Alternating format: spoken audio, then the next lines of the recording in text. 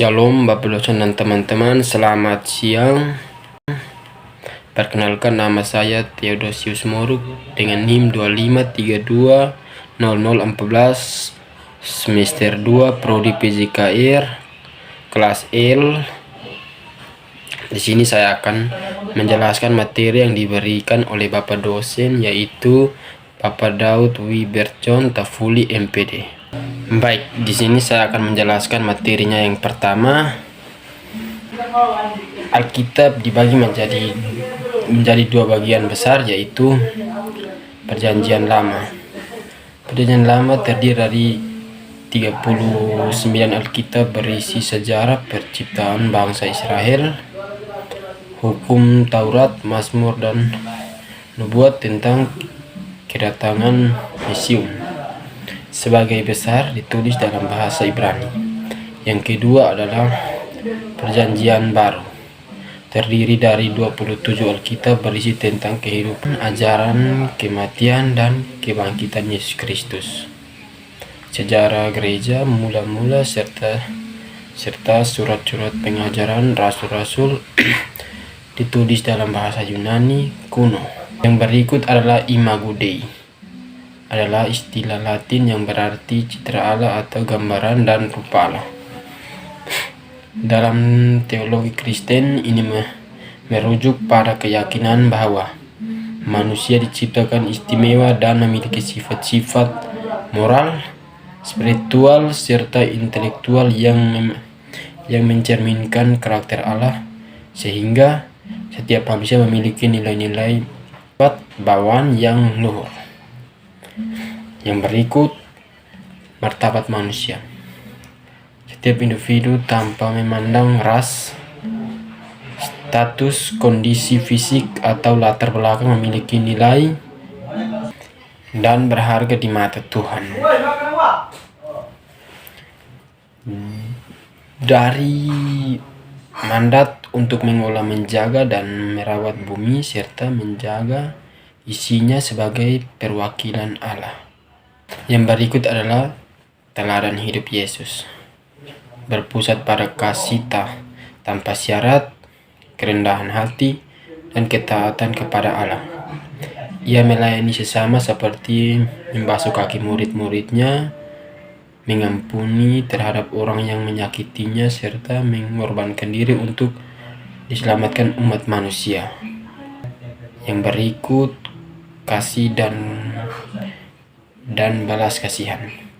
Ia mengasihi semua orang tanpa memandang bulu, memasuk kaum virginal, orang sakit, dan mereka yang dianggap berdosa oleh masyarakat pada zamannya. Yang berikut, etika Kristen dalam berkomunikasi. Berpusat pada pemerintah, kasih, dan kebenaran yang meneladani karakter Kristus. Umat Kristiani dipanggil untuk menyampaikan perkataan yang membangun, membawa damai, serta menjauhi dusta, gosip, dan kata-kata kotor, sebagaimana tercermin dalam pedoman moral Alkitabiah. Yang berikut, perkataan yang membangun. Jauhilah gosip, fitnah, atau kata-kata kotor. Sebaiknya gunakan perkataan yang membangun, motivasi, dan pandangan argumen bagi mereka yang mendengarkannya. Yang berikut, etika Kristen dalam bermedia sosial. Berpusat pada prinsip kasih, kebenaran, dan kemuliaan Tuhan. Umat Kristen dipanggil untuk menjadi garam dan terang, memastikan setiap interaksi digital mencerminkan karakter Kristus melalui pertimbangan moral yang kuat. Penyebaran kebenaran. Umat Kristen harus menghindari penyebaran hoaks dan selalu memverifikasikan kebenaran informasi sebelum membagikan. Perkataan jujur adalah wujud integritas. Yang berikut adalah etika Kristen dalam mengajar. berpusat pada teladan Yesus Kristus sebagai guru agung. Hal ini menunjuk mengajar untuk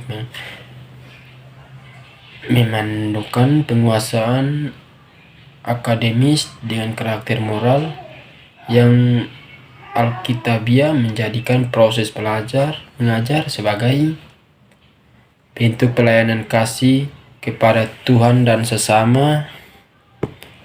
Yang berikut adalah etika Kristen dalam pergaulan. Berpusat pada prinsip kasih dan teladan Kristus. Hal ini menuntut setiap orang percaya untuk berinteraksi dengan dilandasi rasa hormat,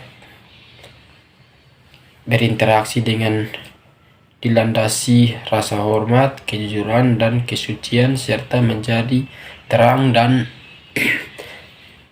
garam dunia di tengah masyarakat. Kisah tanpa mahari, mengasihi sesama seperti diri sendiri, saling melayani dan tidak mementingkan diri sendiri. Yang berikut etika Kristen dalam bekerja. Memandang pekerjaan sebagai bentuk pelayanan vokal dan ibadah kepada Tuhan. Prinsip utamanya adalah bekerja untuk menyenangkan manusia, melainkan untuk kemuliaan Allah. Ini menunjukkan kejujuran, integritas, dan tanggung jawab yang tinggi serta memperlakukan rekan kerja dengan adil. Berikut landasan utama etika Kristen dalam bekerja meliputi: 1. Bekerja untuk Tuhan bukan manusia. Berdasarkan Kolose bab 2 ayat 23, apapun yang diperbuat harus dilakukan dengan segenap hati seperti untuk Tuhan dan bukan untuk manusia. Yang kedua, kejujuran dan integritas. Menghindari segala bentuk kecurangan, korupsi, atau manipulasi waktu. Integritas moral ini menjadi kesaksian hidup nyata di tempat kerja. Yang ketiga, kekuatan dan menghindari kemalasan. Akibat secara tegas menentang kemalasan dan mendorong umat untuk bekerja keras untuk mencukupi kebutuhan dan dapat berbagi dengan sesama. Amsal bab 14 sampai dengan 23, Efesus. Yang berikut etika Kristen memandang olahraga sebagai bentuk olahraga didorong untuk menjaga kesehatan bait Allah, namun harus diimbangi dengan integritas, sportivitas, dan tidak menjadi ambisi yang menggeser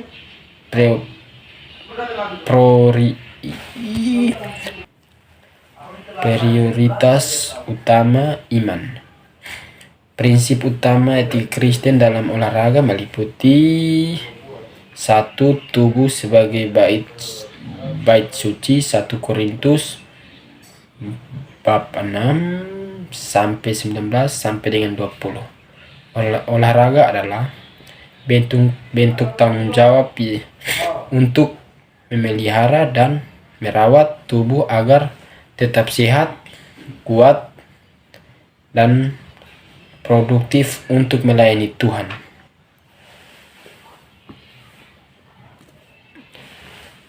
Yang berikut integritas dan sportivitas. 2 Timotius bab 2 sampai dengan 5. Dalam berkompetensi, orang Kristen dipanggil untuk bermain jujur, mematuhi aturan, dan menghormati lawan. Sebagai bentuk kecurangan atau keinginan menang dengan cara kotor bertentangan dengan karakter Kristus.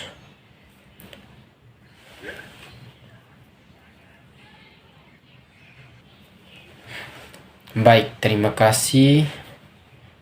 Saran dari saya kepada Bapak dosen agar datang ke kampus lebih tepat waktu, jangan terlambat lagi, kasihan teman-teman yang lain menunggu. Ada yang sampai bosan menunggu karena mereka datang lebih awal, tetapi Bapak dosen datang sudah semoga kedepannya Bapak dosen datang lebih tepat waktu.